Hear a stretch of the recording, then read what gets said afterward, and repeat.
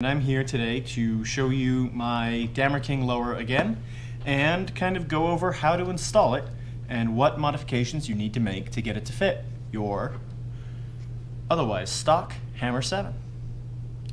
Alright, so this one has different grips, but otherwise stock Hammer 7. You remove your two screws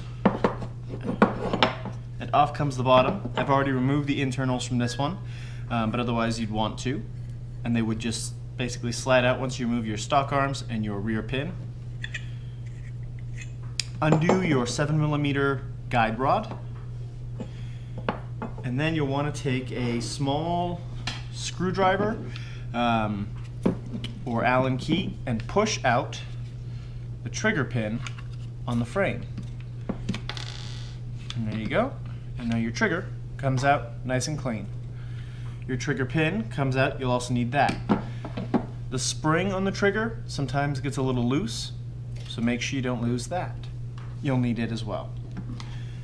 My mod does not use the safety, it's too far forward, so you will not need anything else from this. When you get the package from me, you will get inside one assembled DammerKing lower. This already has the mag release installed, already has the magazine or the magwell attached to the grip frame, and has all of the nuts and screws except for the body screw at the back and the grip screw installed. Those will come in a little plastic baggie, and you will get the grip screw, the body screw, and one 7mm hex head nut. And that is to replace the pump guide arm if you would rather not use that at all. If you're going to run it as a bolt action instead of a pump, this is for that. Alright. Also in the baggie you will receive one 1/8" long arm hex key, and that is so that you can reach inside of a grip. One 3/32 for the set screws that attach it to the side of the frame, and 1/16 just in case you ever need to open up the mag release mechanism so that you can paint the rest of it or tune it or whatever you need to do. Then you will need to modify your Hammer 7 body. Right now the die-dam magazine feeds from the back so that it will feed FSR correctly, and if I try and line this up, there's a bunch of metal in the way. So you got to cut a bit of the body off. The easiest way to do that is to take the DammerKing lower, to actually slide it on, make sure it's nice and flush on the back, and then take a permanent marker. I'm using black, but if you want something that's a little more visible when you're cutting, something like a gold, silver, or other metallic Sharpie that you can see will work as well.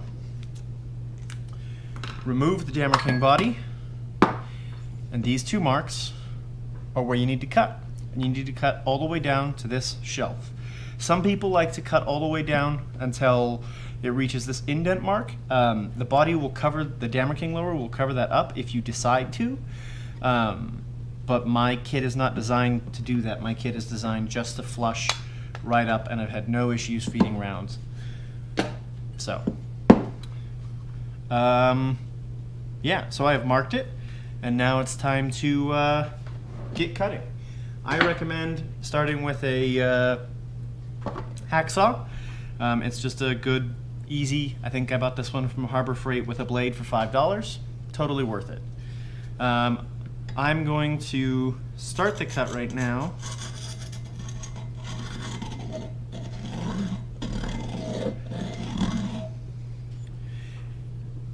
And start this one right here.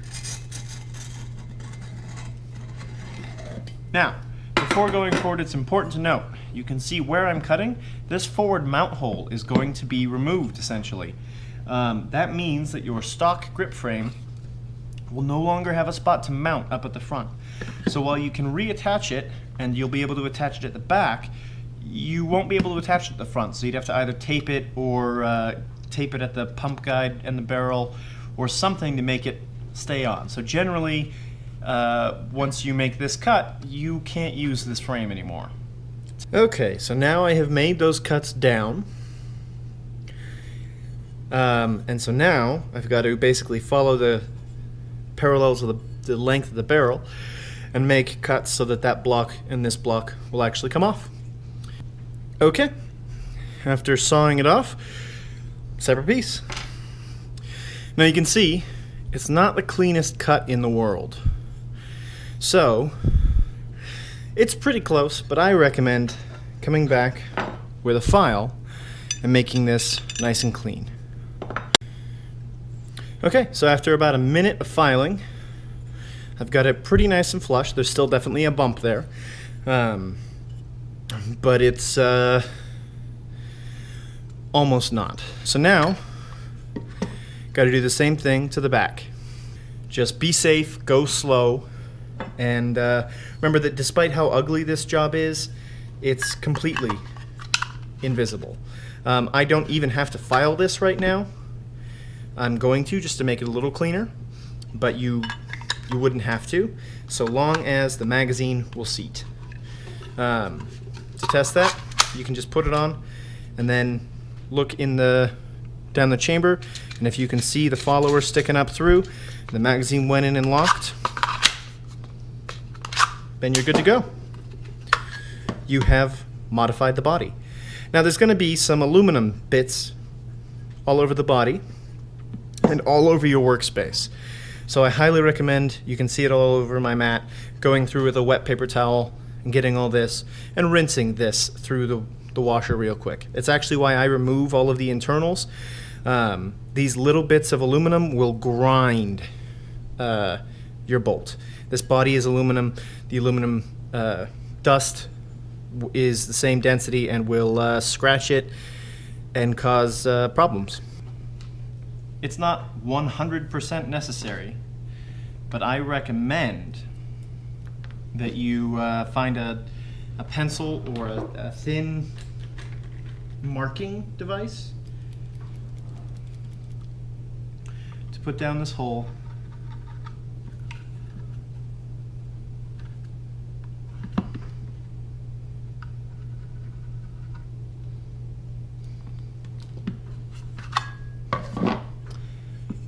And drill a hole. I'm going to grab a nice small 1/16 inch drill bit, and I'm going to just kind of open up center.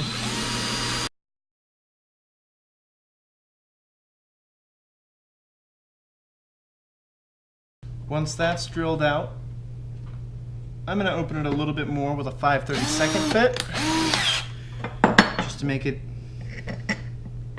easier.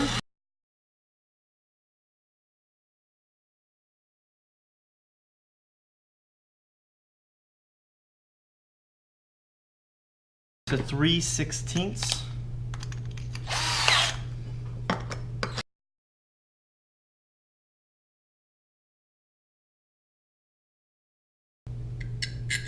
And that should be the perfect size for those set screws.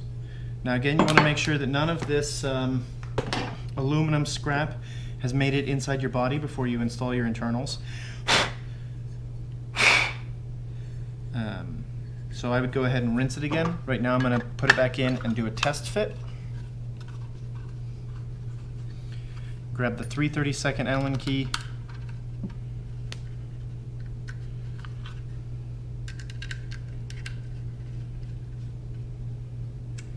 Now, when screwing these in, you just want to go in just so they're flush. If you go in too far, once you install your internals, you'll block your trigger and it won't fire.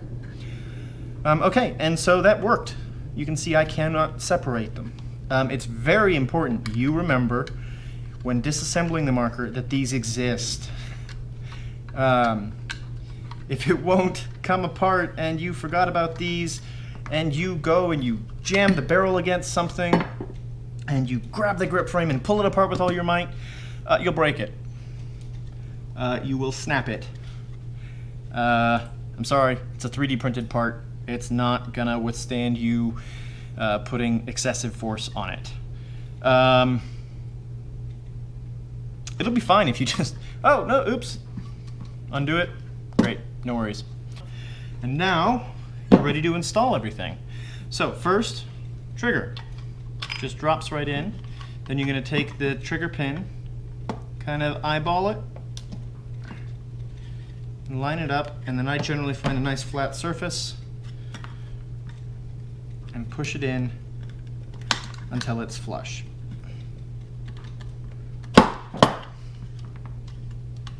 Oops. Okay, trigger functions. Now you can go ahead and install your internals. Now this just seats on, and then you can install using your 1/8 inch Allen key and your 1 inch 1032 button head cap screw.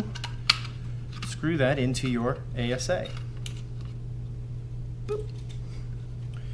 Okay, now take your 3/32 Allen head and screw in those set screws. Remember, just a little bit until they're flush, and make sure your trigger still works. I'll demonstrate for you real quick.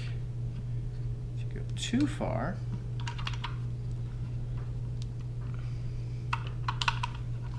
your trigger doesn't pull anymore.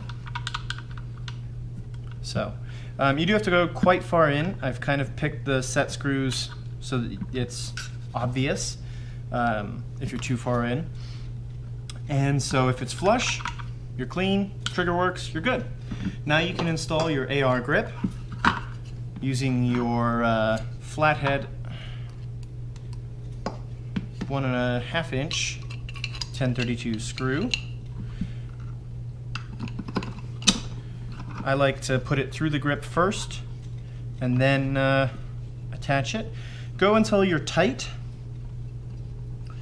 until it just, okay, and then go about a 1/4 turn more. Don't go too much, and then you're in. Now up at the front, you can install the M7 hex head nut or your original pump guide screw. And then that's it. You are set. Obviously I haven't installed all of the internals or the barrel and stuff. They're in my other build, but ta-da!